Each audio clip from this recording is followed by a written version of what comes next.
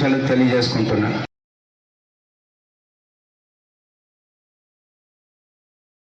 గుడికల్ గ్రామంలో ఇంత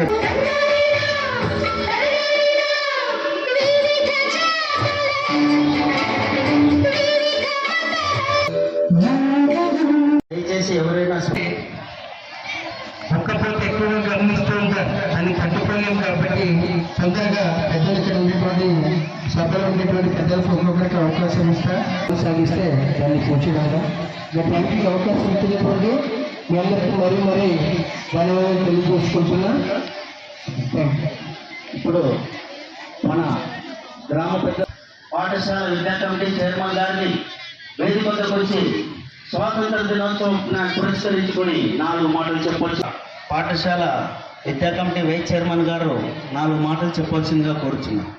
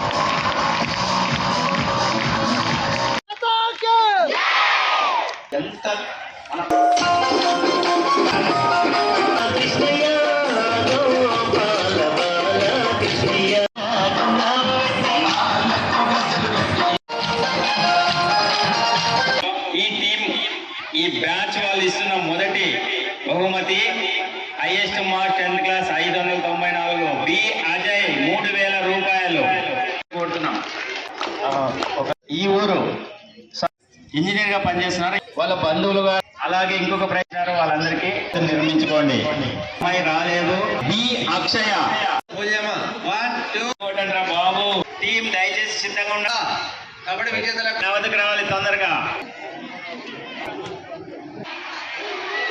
ఆనాడు మా తాత టీసీసీలైనటువంటి గాదిలింగన్న గౌడ్ గారు ఇక్కడ స్కూల్ తెచ్చేదానికి మొట్టమొదట కారకులైన, ఇక్కడ స్థలం కూడా ఇచ్చినటువంటి ఘనత మా టీసీసీలైనటువంటి గాదిలింగన్న గౌడ్ గారికి దక్కుతుందని చెప్పేసి ఈ సభకు మీ అందరికీ కూడా తెలియజేసుకుంటున్నాను. ఆ రోజు పెద్దలు మనకి స్థలం ఇచ్చినారు కాబట్టి ఈరోజు అందరూ కూడా ఇక్కడ చదువుకొని పెద్దలై మనకు ఉత్సాహంగా వాళ్ళని ఎక్కువ మార్కులు తీసుకురావాలనే ఉద్దేశంతో వాళ్ళందరూ కూడా మీకు ప్రైజెస్ ఇస్తున్నారు. మనం స్వాతంత్ర దినోత్సవం జరుపుకుంటున్నామంటే దీనికంతా కూడా కారణం మనకంతా కూడా ఆనాడు ఎంతోమంది మహానాయకుల యొక్క త్యాగ ఫలితమే ఈరోజు మనకు స్వాతంత్ర దినోత్సవం జరుపుకొని దాదాపుగా 75 సంవత్సరాలు మనమంతా కూడా భారతదేశంలో మనమే మరి రచించుకోబడినటువంటి బిఆర్ అంబేద్కర్ గారు రచించినటువంటి రాజ్యాంగం పద్ధతిలో మనమంతా కూడా 78 సంవత్సరాలు పూర్తి చేసుకున్నామంటే వారి యొక్క కష్ట ఫలితం, వాళ్ళు త్యాగం చేసినటువంటి ఫలితమే ఈరోజు మీ అందరికీ కూడా తెలియజేసుకుంటున్నాను. అదే మాదిరిగా మీ అందరికీ తెలుసు, ఇక్కడ హై స్కూల్లో మన జిల్లాలోనే ఫస్ట్ మార్కులు తెచ్చుకున్నటువంటి అబ్బాయి 600కు 594 మార్కులు తెచ్చినటువంటి ఘనత గుడికల్ గ్రామ పిల్లోనికి దక్కినని చెప్పేసి ఈ సభగా మీ అందరికీ కూడా తెలియజేసుకుంటారు. పిల్లోడు ఫస్ట్ వచ్చినాడంటే, అజయ్ అనే పిల్లోడు ఫస్ట్ వచ్చినాడంటే ఇక్కడ చదువు చెప్పినటువంటి గురువులకి ఇంతమందికి చదువు చెప్పు మరి ఆ పిల్లోడు ఆ చదువుకొని మరి ఆ మార్కులు చేసుకున్నారు. కాబట్టి ఈ యొక్క మార్కులు వచ్చేదానికి కారకులైనటువంటి ఆ గురువులకు ప్రత్యేకంగా గుడికల్ గ్రామం తరఫున పెద్దల తరఫున అందరికీ ఇక్కడ ఉన్నటువంటి టీచర్లు అందరికీ ప్రత్యేకంగా నా హృదయపూర్వక నమస్కారాలు తెలియజేసుకుంటున్నాను. మీ అందరికీ తెలుసు, ఎంతోమందికి గురువులంటే మనకి ఎంతోమంది వాళ్ళ చేతుల మీద చదువుకొని పెద్ద పెద్ద ఉద్యోగాలు వచ్చినటువంటి ఘనత గురువులకు మాత్రమే దక్కుతుంది.